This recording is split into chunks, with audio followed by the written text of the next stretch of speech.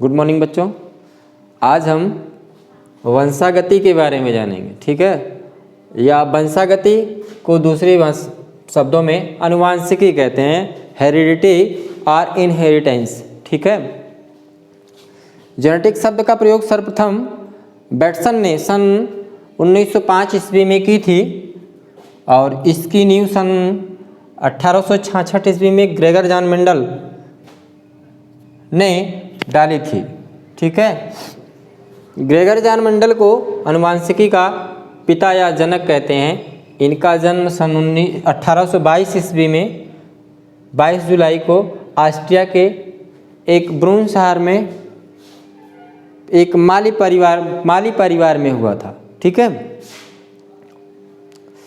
और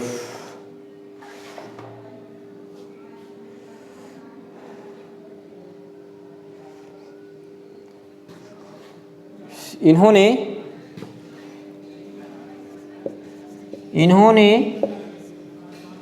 3 नियम प्रतिपादित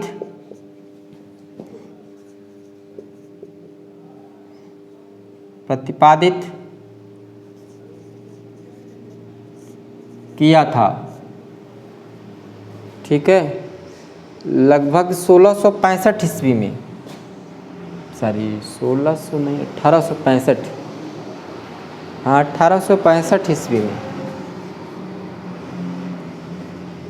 1865 ईस्वी में 3 नियम इन्होंने दिया था जो 35 वर्षों तक उपेक्षित रहा। लगभग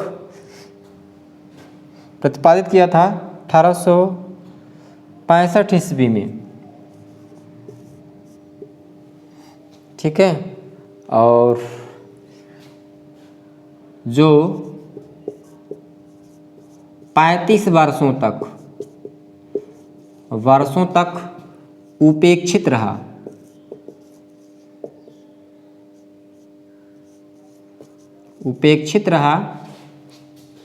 इनकी मृत्यु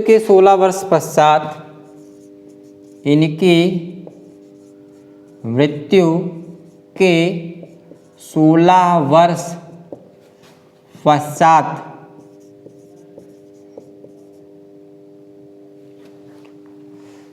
सोलह वर्ष पश्चात 3 वैज्ञानिकों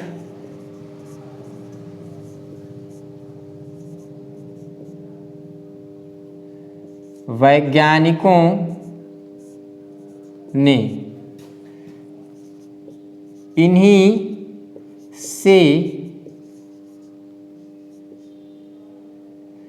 इन्हीं से मिलता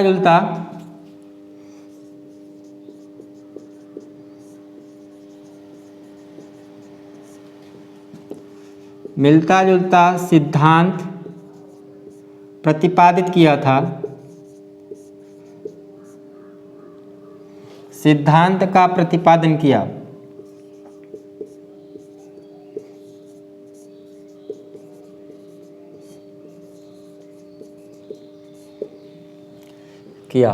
ये वैज्ञानिक हॉलैंड के ह्यूगो डेब्रिज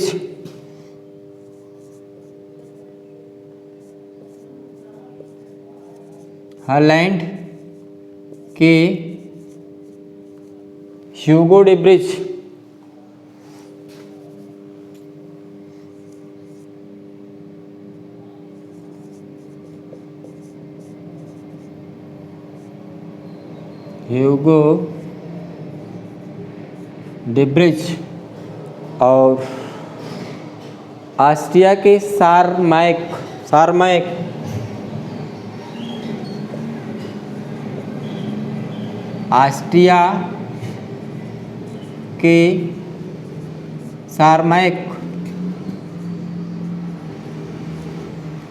और जर्मनी के कार्ल कोरेंस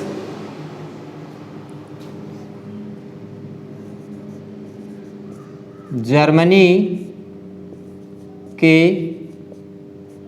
कार्ल कोरेंस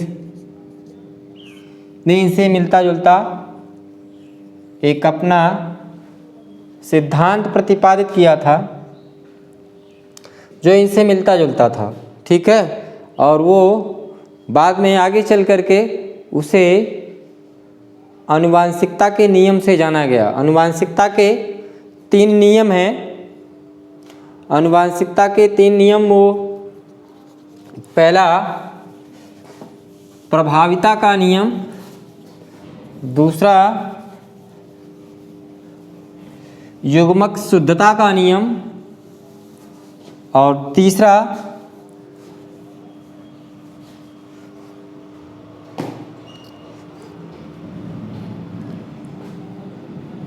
पहला है प्रभाविता का नियम,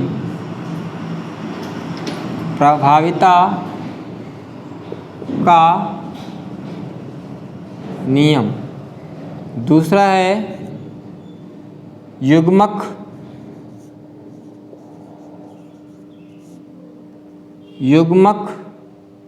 शुद्धता का नियम, शुद्धता का नियम। तीसरा है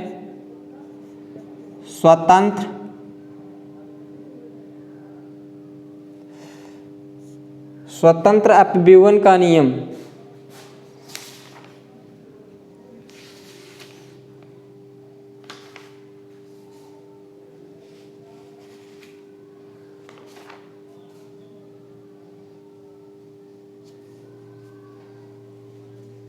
स्वतंत्र अपव्यवन का नियम।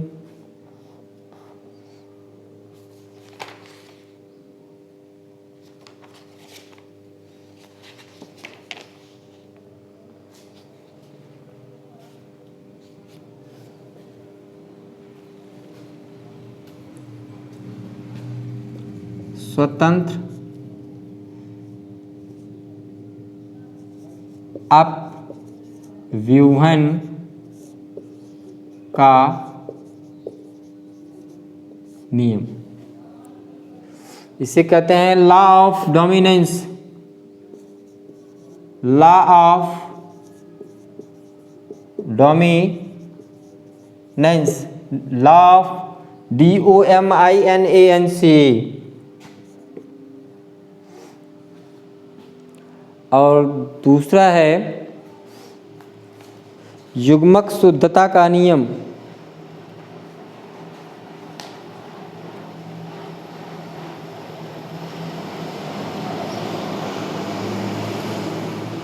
Law of segregation, law of segregation.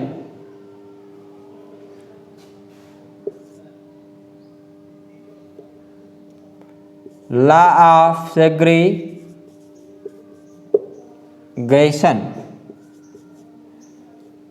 Of gamete, युग्मक पृथक्कीकरण का नियम या युग्मक, law of purity, gamete purity, युग्मक शुद्धता। और इसे कहते हैं law of assortment, law of ASHORT, assortment. ये 3 नियम उन्होंने दिया था, ठीक है। अब हम इन नियमों को जानने से पहले कुछ टर्मिनोलॉजी को जानते हैं। जैसे परागण तो जानते ही हैं, परागण, परागण को अंग्रेजी में पॉलिनेशन कहते हैं। पॉलिनेशन नर पुष्प से परागकणों का मादा पुष्प के वर्तिकाग्र पर पहुंचने की क्रिया को पॉलिनेशन कहते हैं। पॉलिनेशन वास्तव में 2 प्रकार का होता है।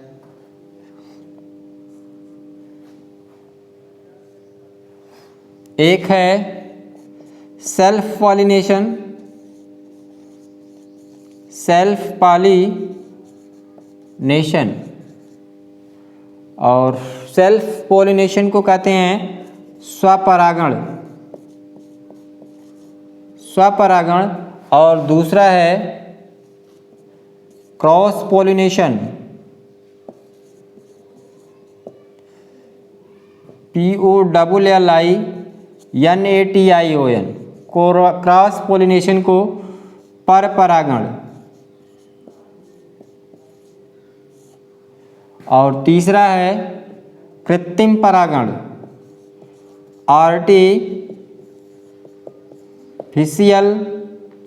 Artificial pollination.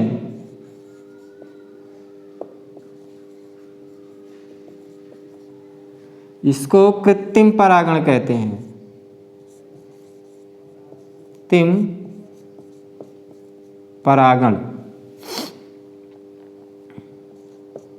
ठीक है। तो यहाँ सेल्फ पॉलिनेशन जब एक ही पुष्प का उसी पुष्प के एक ही पुष्प का परागकण उसी पुष्प के मादा के वर्तिकाग्र पर पहुंचता है तो उसे कहते हैं स्वपरागण, सेल्फ पॉलिनेशन। क्रॉस पॉलिनेशन जब एक पुष्प का परागकण उसी जाति के दूसरे पुष्प के मादा के वर्तिकाग्र पर पहुंचता है तो उसे कहते हैं क्रॉस पॉलिनेशन, पर परागण। और कृत्रिम परागण मतलब मानव के द्वारा जब परागण या अध्ययन करने के लिए परागण कराया जाता है तो उसे कहते हैं कृत्रिम परागण। विशिष्ट दशाओं में अगर परागण कर बाई फोर्स कराया जाता है तो उसे कहते हैं कृत्रिम परागण। यहाँ पर हम लोगों को क्रॉस पॉलिनेशन इसको देखना है, क्रॉस पॉलिनेशन। ठीक है। और अब आपको बताएं कि मोनो हाइब्रिड क्रॉस क्या है। मोनो हाइब्रिड क्रॉस, इसे हिंदी में कहते हैं एक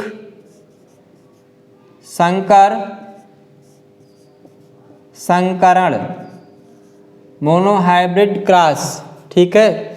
जब एक विपरीत लक्षणों को लेकर दो जनकों के बीच परस्पर संकरण कराया जाता है तो उसे क्या कहते हैं, मोनो हाइब्रिड क्रॉस। जैसे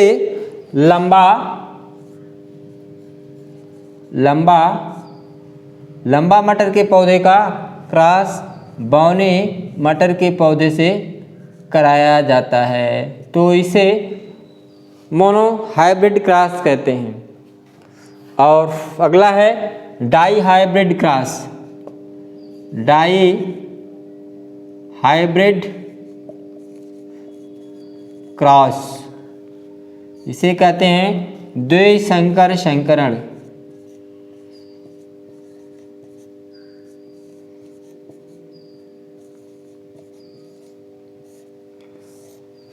जब दो गुणों को लेकर के दो जनकों के बीच परस्पर संकरण कराया जाता है, परस्पर मिलन कराया जाता है या पोलिनेशन कराया जाता है तो उसे डाई हाइब्रिड क्रॉस कहते हैं। जैसे लंबा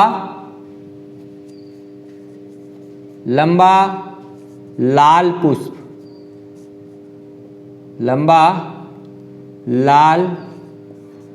पुष्प वाले पौधे का संकरण बौने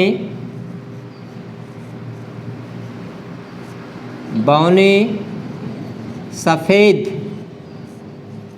पुष्प वाले पौधे से कराया जाता है तो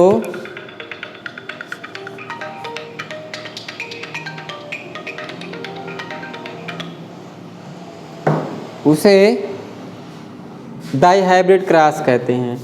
अब हम आपको प्रभाविता का नियम बता रहे हैं। प्रभाविता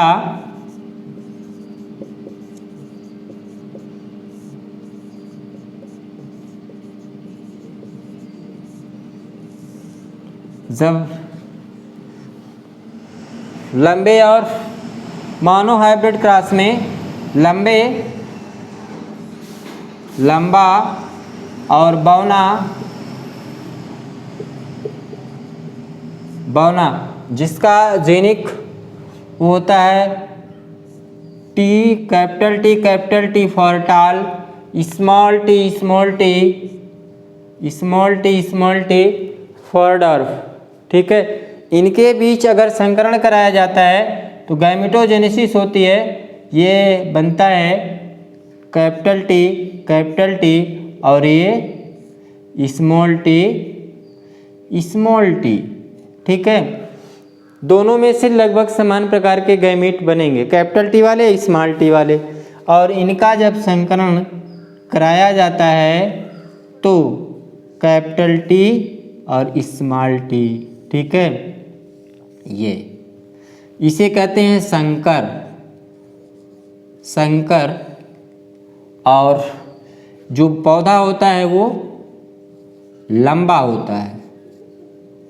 ठीक है, प्रथम पीढ़ी में जो लक्षण दिखाई देता है उसे हम प्रभावी लक्षण कहते हैं।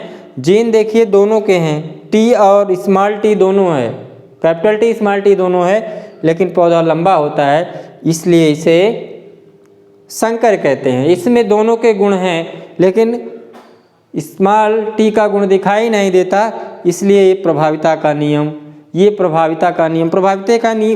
के नियम के अनुसार जब दो भिन्न विपार्श्वयी लक्षणों के बीच परस्पर संकरण कराया जाता है तो प्रथम पीढ़ी में सभी प्रभावी लक्षण वाले ही पौधे उत्पन्न होते हैं। इसको कहते हैं F1 पीढ़ी। ठीक है, तो आज प्रभाविता का नियम हम लोग जाने, अगले दिन युग्मक शुद्धता का नियम और स्वतंत्र अभिवन का नियम जानेंगे।